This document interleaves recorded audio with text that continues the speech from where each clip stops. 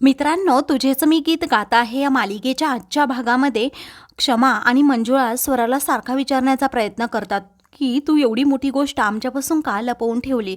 अगं त्याचं रिझन काय आहे, कारण काय आहे. पण आता ती काही सांगायला तयार नसते. तिच्याकडे अजिबात कुणाचंही लक्ष नसतं. तर मंजुळा सारखी विचारत असते, नक्की काय झाले स्वरा, आम्हाला सांगू शकतेस तू, आम्ही तुझी मदतच करू. तर आता स्वरा सगळं सत्य सांगणार असते. समोर मोनिका उभी असल्यामुळे तिचाही नाईलाज होतो. तिला तर आता धक्काच बसतो. तेव्हा ती म्हणते, कारण मनुका काकूला असं वाटत होतं की दाढीवाल्या काकांबरोबर ला जावं.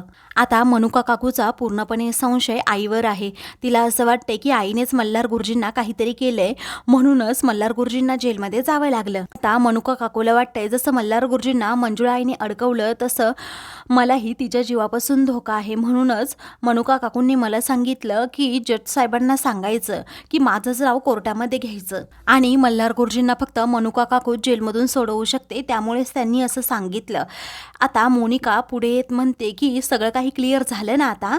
तेव्हा आता सर्वांना समजतं की मोनिका आली, म्हणूनच स्वराने असं उत्तर दिलं. तर आता स्वराचा हात जोरात पकडत मोनिकाही तिला आतमध्ये घेऊन चाललेली असते. तेव्हा सगळ्यांना खूप राग येतो. तर क्षमा पुढे होत तिचा हात सोड मोनिका असं म्हणते. तर मनातल्या मनात मोनिका विचार करू लागते, क्षमा वहिनी आता रडून घ्या, कारण की आता तुम्हाला रडायचा चान्स सुद्धा मी देणार नाही. स्वरा ही इथून कायमची जाईल ना, तेव्हाच तुम्हाला समजेल ही मोनिका काय चीज आहे. तर आता स्वरा ही खूप नाराज असते. ती रडत रडतच मोनिका बरोबर जाते.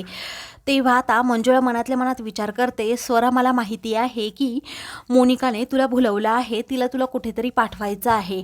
पण ही मंजुळा काही वेडी नाही, ही हुशार आहे. अगं त्या ढोलकीने तुला गंडवलं आहे, कारण की तिने फक्त मल्हार सरांना सोडवायचं अमिष तुला दिले, बाकी काहीच नाही. पण आता मी तुझा हा प्लॅन कधी सक्सेस होऊ देणार नाही ढोलके, असं म्हणून मंजुळा आता शपथ घेते. तर इकडे विजय मोनिकाला विचारतो, आजचा पेपर तू वाचलास का. मोनिका म्हणते, नाही वाचली मी. तर आता विजय म्हणतो, अगं शुभंकर ठाकूरची केस कदाचित CBI कडे जाणार आहे. तेव्हा मोनिकाला आता धक्काच बसतो. तर आता विजयला मल्हारची खूप काळजी वाटू लागते. तो म्हणतो, जर मल्हारला समजलं ना, त्याला खूप टेन्शन येईल. मोनिका म्हणते, हो कळलं असेल म्हणजे नक्कीच समजलं असेल कधीच, कारण पोलीस स्टेशनमध्येच गोष्टी डिस्कस होतात. तर विजय म्हणतो, मोनिका एक काम कर, तू मल्हारला कॉल करून दे आणि मला त्याच्याशी बोलायचंय. तेव्हा मोनिका लगेच आता तावडेला फोन करते. तावडे लगेच मल्हारकडे तो फोन देतो.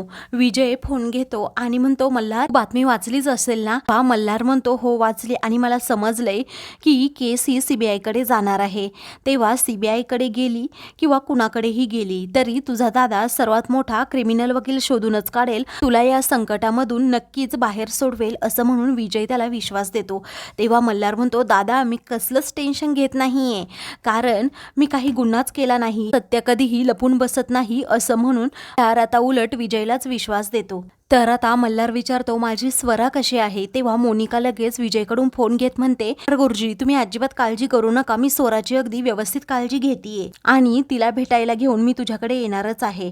तेव्हा आता तेथे एक हवालदार येतो आणि तावडेला सांगतो, अननोन नंबरवरून फोन आलाय. तो म्हणतोय की शुभंकर ठाकूर केसबद्दल एक महत्त्वाची माहिती द्यायची आहे, त्याने काहीतरी बघितलंय म्हणतोय. तेव्हा हे सगळं बोलणं आता मोनिका देखील ऐकते. तिला तर धक्का बसतो, ती घामाघूम होते. तर इकडे तावडे आता हवालदारावर खूप ओरडतो आणि म्हणतो की शिंदे, तुम्हाला डिपार्टमेंटमध्ये येऊन किती वर्ष झाली आहे. 8 वर्ष ना. मग अशा महत्त्वाच्या माहिती, गोपनीय माहिती अशा सर्वांसमवेत द्यायच्या का, ते पण जो क्रिमिनल आहे मल्हार कामत त्याच्यासमोर.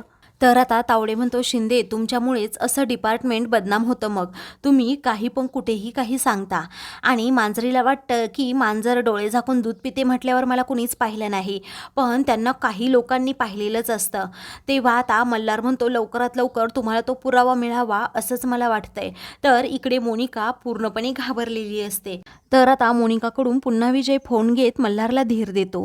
तर मल्हार हा फोन ठेवतो. तर इकडे शिंदे आणि तावडे हे दोघेही जरा बाजूला येतात. आता दोघेही एकमेकांच्या हातावर टाळ्या देतात.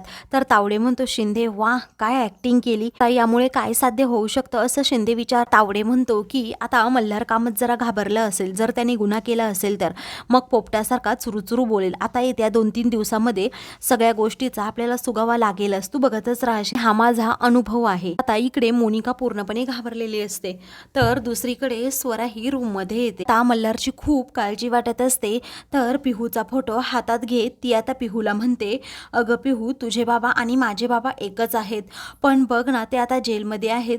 जर तू इथे असती तर नक्कीच काहीतरी आपण दोघींनी केलं असतं. मला तुझी खूप आठवण येते असं म्हणून आता ती खूप रडू लागते आणि म्हणते की पिहू, मला तुझ्याशी बोलायचंय. म्हणून आता ती मोनिकाकडे चाललेली असते की मोनिकाला सांगावं पिहू बरोबर बोलायचंय म्हणून. तर आता मोनिकाच्या रूमजवळ जात ती दार उघडणार असते. आता मोनिका ही विक्रमला फोन करत असते आणि प्रचंड घाबरलेली असते. तेव्हा मोनिकाचा असा घाबरलेला चेहरा पाहून मला जरा वेगळाच डाऊट येतो, म्हणून ती आता तेथेच थांबते आणि मोनिकाचं फोनवर नक्की काय बोलणं चालू आहे हे ऐकणार असते. तर आता मोनिका स्वतःशीच बोलत असते की डॅड प्लीज तू फोन रिसीव्ह कर, नाहीतर आपली पूर्णपणे वाट लागणार आहे. आता तू जेलमध्ये सुद्धा जाऊ शकतो, कारण की तुला माहीत नसेल डॅड, आता मी इथे फोनवर बोलणं ऐकले. शुभंकर ठाकूरच्या बाबतीत महत्त्वाची गोष्ट एका माणसाने पाहिली आहे आणि तो आता जेलमध्ये येऊन सगळं काही खरं सांगणार आहे. आता काय करायचं हाच प्रश्न मोनिकाला पडलेला असतो, कारण खूप वेळ होऊनही विक्रम हा कॉल रिसीव्ह करत नसतो. आता स्वराला थोडा डाऊट यायला लागतो की मोनिकानेच नक्की काहीतरी काळकांड केलं आहे. गोष्टीचा ती छडा लावण्याचा आणि शोध घेण्याचं ठरवते. तिला समजतं मोनिका ही आता विक्रमकडे चालली आहे, म्हणूनच ती आता मोनिकाच्या अगोदर त्या गाडीच्या डिकीमध्ये जाऊन बसते आणि तेथे मोनिका आता गाडी स्टार्ट करते आणि लगेच विक्रमच्या घरी जाते. विक्रमला ती खूप जोराजोरात आवाज देत असते. तेवढ्यातच विक्रम आता खाली येतो आणि म्हणतो, मोनिका अगं काय झालं? तू म्हणजे ना माझ्या आयुष्यातील एक वादळ आहे, वादळ. नेहमी येतेस ना ते वादळ घेऊनच येतेस. तेव्हा मोनिका म्हणते, इथे आपली पूर्णपणे वाट लागणार आहे, त्या गोष्टीकडे जरा लक्ष दे. तेव्हा विक्रम म्हणतो, जरा तू शांत हो आणि नक्की काय झालं ते सांग. तेव्हा मोनिका सांगू, आता जेव्हा मी मल्हार बरोबर फोनवर बोलत होते तेव्हा तावडे आणि त्याचे सहकारी म्हणजेच कॉन्स्टेबल म्हणत होते की शुभंकर ठाकूरच्या बाबतीत एक महत्त्वाचा पुरावा सापडलेला आहे. ही गोष्ट सांगायला एक माणूस देखील आता पोलीस स्टेशनमध्ये येणार आहे. आपल्याला त्याला अगोदरच मॅनेज करायला हवं, गायब करायला हवं, नाहीतर खूप मोठा प्रॉब्लेम होऊ शकतो. डॅड तुला समजतंय का? तेव्हा आता मोनिकाचं हे बोलणं ऐकताच विक्रम म्हणतो, तो तावडेचा डाव असेल. मला माहीत आहे ना तो तावडे अतिहुशार आहे म्हणून, कारण मी असं खूप केसेसमध्ये पाहिलं आहे. मी दुनियादारी पाहिली आहे मोनिका, त्यामुळे तू मला सांगू नको. तेव्हा मोनिका म्हणते, डॅड शक्यता नाकारता येत नाही आहे, कारण मी स्पष्ट फोनवर बोलणं ऐकलंय हे. तेव्हा आता विक्रम देखील जरा टेन्शनमध्ये येतो. आता स्वरा हे सगळं बोलणं ऐकत असते, ते पण लपून छपून. आता स्वराला सगळं सत्य समजलेलं असतं. गाडीवाल्या काकांना गायब करण्यामागे फक्त मोनिका आणि विक्रमचाच हात आहे. तेव्हा तिच्या पायाखालची आता जमीनच सरकते. तर आता स्वरा ही विक्रम आणि मोनिका जवळ येते आणि त्या दोघांनाही म्हणते, म्हणजे माझ्या दाढीवाल्या काकांना तुम्ही दोघांनीच मारलं ना, तुम्ही दोघांनीच गायब केलं ना. आता हे सगळं सत्य मी जाऊन पोलिसांना सांगणारच आहे. माझ्या मल्हार गोर्जींना तुम्ही अडकवता का? तर आता मोनिकाच्या पायाखालची जमीनच सरकते की स्वराला सगळं सत्य फायनली माहीत झालं. तर आता स्वरा धावत धावतच पुढे जायला निघते.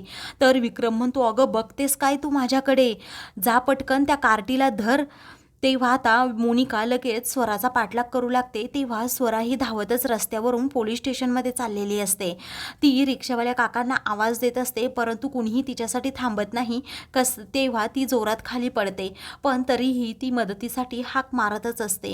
त्यामुळे एक रिक्षावाले काका तिच्यासाठी थांबतात आणि लगेच आता तिला घेऊन पुढे चाललेले असतात. मोनिकाची गाडी पाठीमागे असते. कसाबसा पाठलाग करत मोनिका रिक्षासमोर गाडी थांबवते. गाडीतून खाली उतरून रिक्षावाल्या काकांना विचारते, रिक्षामध्ये जी मुलगी होती ती कुठे गेली? तेव्हा ते काका म्हणतात, ती तर मगाशीच खाली उतरली, मलाच नाही माहीत ती नक्की कुठे गेली आहे. तेव्हा हे ऐकताच आता मोनिकाचा संतापणावर होतो.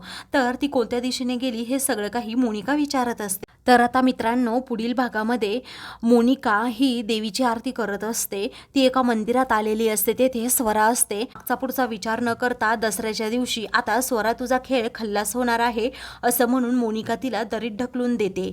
तेव्हा आता स्वरा तेथे कापड बांधलेलं असतं त्याला लटकते आणि मला वाचवा असं म्हणते. ती मल्हारला आवाज देत असते. तेव्हा मल्हार तेथे येतो आणि स्वराला वाचवतो. अशाच मालिकेंचे पुढील भाग पाहण्यासाठी चॅनलला सबस्क्राईब करा.